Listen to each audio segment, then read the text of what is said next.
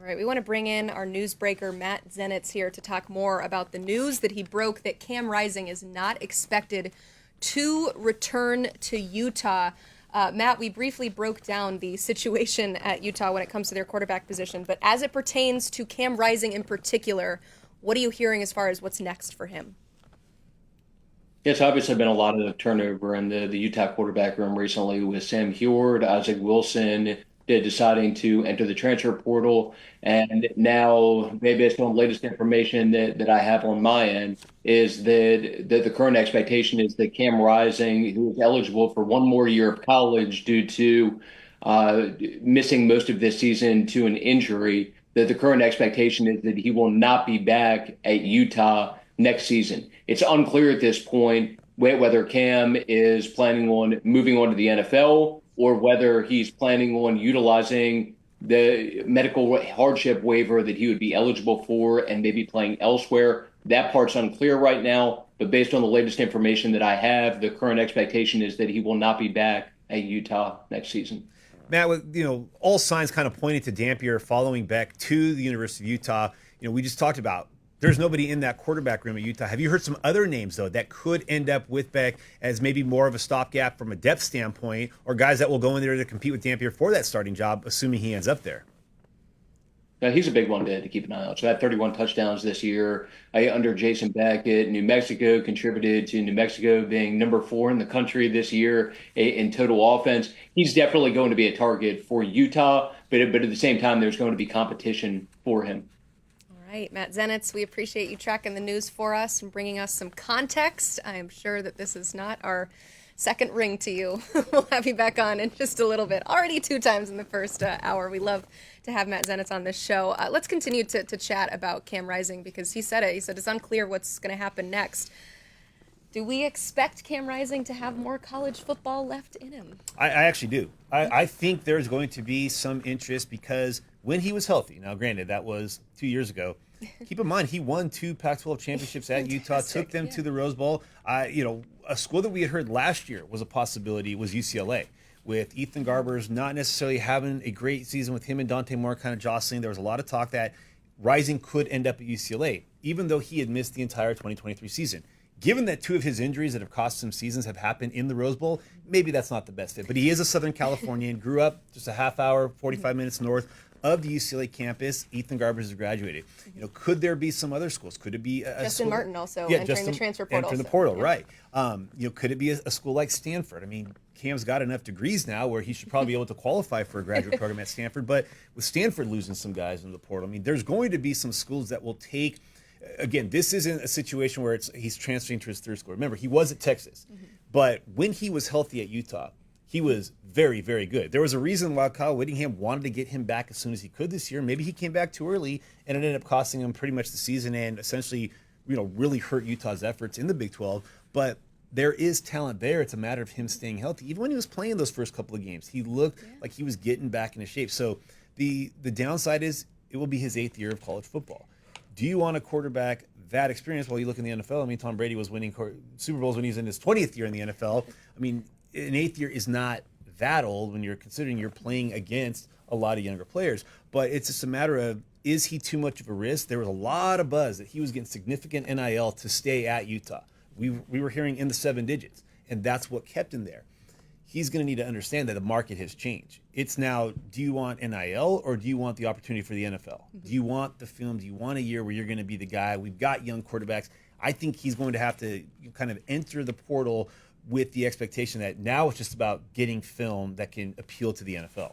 He's in a prime spot. He's played 3 games over the last 2 years. So think about it. 2 years ago, had the ACL. You watch the tape this year, it was rough. And what I mean by that, you talk about a guy that's just been through it in terms of injuries, right? So if I was Cam Rising, I don't think Cam Rising has much of NFL upside at all. So if I'm Cam Rising and you want to look at this from a pure financial standpoint, I think he's going to be maybe one of the most highly sought out potential backup options for a potential college football playoff team. And that's kind of how I see Cam Rising. I mean, he's a Teddy Bridgewater, a Case Keenum, whatever one of those guys, a guy that's played a lot of football.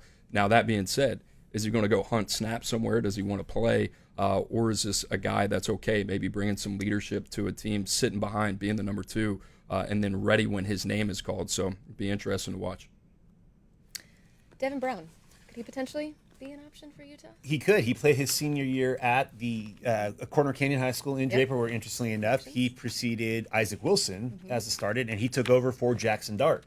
So Telling you, this is all connected. It's all connected. And, Small we've world. heard Isaac Wilson be potentially connected to Ole Miss. But with Devin Brown, there was buzz last offseason that maybe he was going to return to the state of Arizona, where he actually spent the majority of his high school career at Queen Creek High School, playing for Joe Germain, who was a former Ohio State quarterback.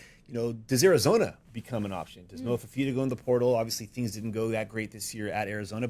Or does he return back to Utah? I think, as Matt was saying, there's going to be a market for Devin Dampier. All right, there's going to be some competition that maybe is more appealing than the University of Utah. So then do they pivot to Devin Brown? That could absolutely be a possibility, but I think Devin Brown will have some options, maybe back out in the Western footprint as well. So it's going to be very fascinating to see how that kind of all plays out. Does Utah say, hey, you know what, Jason Beck, bring your guy? Or do they say, hey, you know what, let's go after Devin Brown. The talent is there. Maybe there's unfamiliarity with your play calling and his ability, but we can make this marriage work. Or do they pretty much stick to the script and say, you're bringing Dampier with you, and that's what essentially clean our room out? Is it too many Devins in one quarterback room, though? I think they can make it work. Another quarterback that I want to hit on real quick while we're on the Utah conversation is Isaac Wilson. I know his name has been thrown about here and there. Obviously a very young quarterback, only played one season and was thrust into the starting role when Cam Rising went down. But what do we expect the interest in him to be just so early on in his career? What have you seen from him? I think, this is a guy that's got to find the right fit. I think, I would have loved to seen him stay at Utah. Obviously, some things changing. The coordinator changed there with Andy Ludwig out. So, you mentioned Devin Dampier. The other thing I'll say on Devin Brown real quick, those two couldn't be any more different stylistically, right? So Dampier probably fits more what they want to do. Devin Brown, we'll see what happens with him. But Isaac Wilson, there are times when you watch him on tape and you say, okay, I get it. The younger brother of Zach Wilson, what he can do. He's kind of got a little bit of a similar play style, and another guy that played at Corner Canyon. And, he's a playmaker at the position, but when is too much, too much? And what I mean by that, 12 touchdowns, 15 INTs, doesn't look like he really grew at times, and say, okay, how do I apply some of the things, the mistakes that I've made in real time? So another one of those guys probably forced into the fire a little bit too early due to injuries there at Utah. Can you take the good from that, learn from that, apply that at your next stop? And the other thing with him, how does that really kind of impact his timeline a little bit? Does he have to play next year, or is this a guy that can go sit a year, get the confidence back, similar way we talked about Jackson Arnold? I'm fascinated with these young quarterbacks, kind of what's in their mind and what do they think's best, sitting or playing? I think with Isaac Wilson, you're going to have a very similar situation to Dante Moore, where he's going to be fine with sitting next year. And it was a very similar situation to him getting thrown into the fire. He was probably fine sitting this year. Correct. And I think there was the work expectation when he committed to Utah that Cam Rising might be back for this 2024 season. So he goes there thinking, hey, maybe I can play as a true freshman, but they've got a little bit of upper class depth. Rising doesn't play, or he starts, but then he gets hurt. Then Wilson gets thrown in, and then in the middle of the year, you have a coordinator change. And it just seems like a mixture of the receivers never really getting on the same page. I mean, that was one of the most fascinating things, that the guys that have left schools to go to Utah that were productive at their previous school just couldn't get anything going offensively at Utah. I think Isaac Wilson's going to have plenty of suitors. And I know some West Coast schools are already kicking the tires there, potentially to bring him in. He could play as a sophomore. But I think it wouldn't be out of the realm of possibility for him to go somewhere and sit for a year. And a name that, has been brought up quite a bit this morning was BYU. Well, Jake Retzloff's got another year. So he would have to go and sit. And maybe that's what it takes. Yeah. Now, he could have gone to BYU out of high school. A big reason why he picked Utah, where his father played, was to avoid following in Zach's footsteps. And remember, he also had two other brothers that were playing at BYU. But now maybe it's more of a business decision instead of a personal decision. After the way things went at Utah, maybe he's content to go and sit for a year, and then in 2026 becomes the guy. But that one will certainly be fascinating to watch, because there's so many layers to it. There's still a lot of talent. He was a true freshman. This isn't transfer number 3 or 4. This isn't a fourth-year guy. This is a guy who had the talent and was kind of thrown into the fire before he probably was ready to. That's kind of what we see with these true freshmen, too, is you go back to their recruitment and try to follow the other schools that were interested, because that wasn't that long ago, and it seems like they said, well, we made a mistake in this first season, so we'll go somewhere else.